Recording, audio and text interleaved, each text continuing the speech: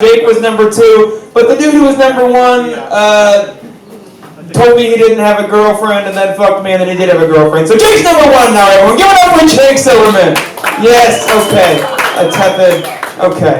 Everyone, I'm so excited for your next comedian. He's coming from out of town, all the way from LA. Everyone, lose your mind for the very funny Michael Pena, everyone. Let him hear it. Hello, everybody. Welcome to the Gay Pride Night here at BlackWater.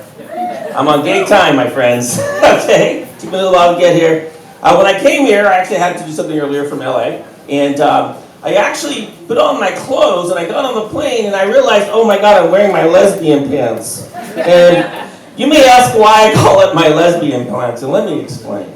I decided to buy these pants, and I put them on. They looked great. They made my butt look, I guess, lesbian nice, because all I know is that lesbians keep staring at me from a distance. They keep looking at me, and I'm like, what? And then I realize I put my hand in my pocket. I'm wearing ladies' pants, my friends. Ladies' pants. Lesbian pants. I get it now. Okay. So actually, I used to live here for quite a while, actually, 14 years, just down the street. And I actually owned a cafe down the street as well for a long time before I moved to LA. And I married a lesbian. Actually, I married a lesbian in 2000. I decided Hawaii decided not to do gay marriage in 2000. And I told my lesbian friend, let's get married. I'll give you health insurance. Okay? So it was a big deal. We got married. We had a big wedding. And then all the bridesmaids were my lesbians, my wife's bridesmaids. And they had never wear dresses, so their whole family came. And all my exes were my... well, you know what you call them, something boys. Anyway, so they were there, and the reality was when she came up to me, she says, Mike, they're asking if we're gonna kiss during the wedding. And I looked at her, I said, God, I've never kissed a girl before. We'll just have to wait and see. Okay, so we had the wedding, we were sitting there, and she looked at me, and I looked at her, and she went to kiss me, and I just smiled and said, no, thank you, girl. I'm not gonna break this record. 37 years of no kissing. Women, that is. Okay, no women. Anyways, I know that I came out in the 80s. That's a long time ago. And I know now there's all these sexualities in the world, and the new generation are brought in, which is great. We have all these different genres. And what I realized about coming out in the 80s was that it was really hard to come out. I was an athlete in college. In fact, I got a college scholarship in gymnastics, and I didn't know I was gay. Anyway, so when I did come out, I actually tried to kill myself. It was a really hard thing. And I know I went into my mom's medicine cabinet, I pulled out all the pills, and I looked at them and I found the one with the biggest bottle and I swallowed them all. I went in my room, I wrote a note, and I laid there. 10 minutes later, I'm getting this really bad stomachache. 30 minutes later, I said, God damn it, I can't even fucking kill myself. So I called my friend, hey, I can't kill myself, I tried this. So she rushes over there, my mom comes home, I'm sitting there, the ambulance is there, and my mom says, Mijo, ¿por qué dice esto? Because I'm also Mexican. And she says, which means, why did you do this? And I looked at her and said, I don't know, Mom. She goes, well, Mijo, let me tell you something. The next time you try to kill yourself, don't drink my menopause pills. So let me tell you, folks, Mexican moms don't mess around. Okay? Don't take the menopause pills because they were expensive, so she told me. As I got older, I started realizing I'm having these really bad hot flashes. Okay? I wonder if she can give me those menopause pills because I need some of those right now. Anyways, as I moved through life, I realized that, killing yourself wasn't an option, so thank God I haven't done that again. But I do realize that life has a lot of the things that come your ways. In fact, when I actually live in Santa Monica. Anybody familiar with Santa Monica out there? Yeah, Santa Monica is the most sterile city, especially coming from Portland, going to Santa Monica, it's the most sterile city you could ever live in. When I was there, I was like one day watching, and this is so sterile, I actually saw the Stepford wives walking their dogs. That's how sterile this city is. It's actually so sterile that when after those dogs poop, they called Uber poops. And they picked up their poops. That's Santa Monica, that's how sterile it is. Anyways, that's a little silly, but it's true.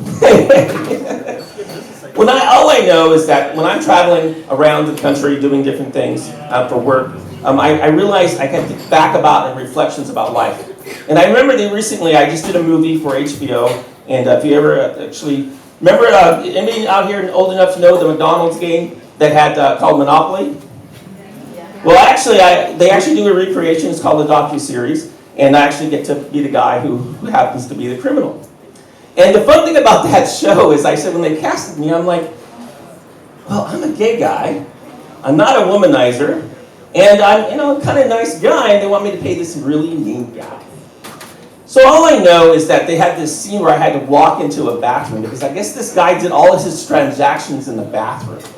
And I'm saying, wait, is this a gay guy, a Republican, or what am I doing here? So I sat down and I told the guy on the other side that they had all the cameras on me. And I said, okay, if the toilet paper comes down, okay, I don't really want to give you a ticket. I want to do a little bit more. So I pulled the toilet paper down and he reached under and I reached my hand and he started jerking my hand off. I'm like, wait a second, what movie are we doing here? They didn't pay me that much for that movie.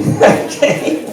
But I wanted to tell you guys a little secret about what's going to happen. It's going to be released real soon. And maybe you can come enjoy it and laugh and realize that I'm the gayest guy you can meet. And I'm not that gay, but at least, here I am.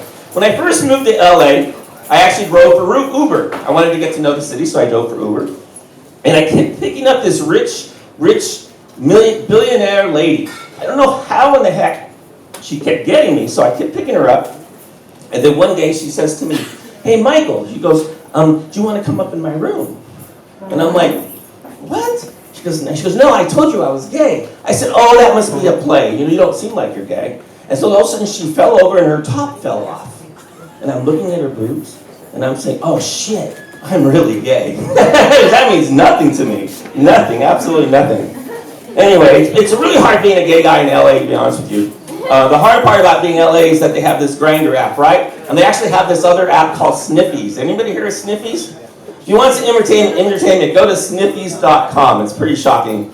But anyway, so I got on this app one time on Grindr, and this guy, as soon as I made the account, he beamed, and all of a sudden he goes, hey, Daddy.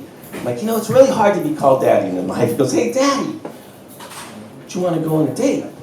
And I looked at the thing and I said, what? I haven't been on a date in 7 years since I moved to Portland. I'm like, I don't know about this. So I said, well, send me some pictures. I said, but some nice clean pictures. So he sent me back some pictures and he sent me of a Gucci bag. I said, why are you sending me a Gucci bag? He goes, well, Daddy, will you buy me a Gucci bag? And I thought about this. I haven't dated in 7.5 years. Maybe I am a daddy. So maybe I should do this. So I just said, well, are you a swipe or are you a chip? Anyways, that's what it's like to live in LA.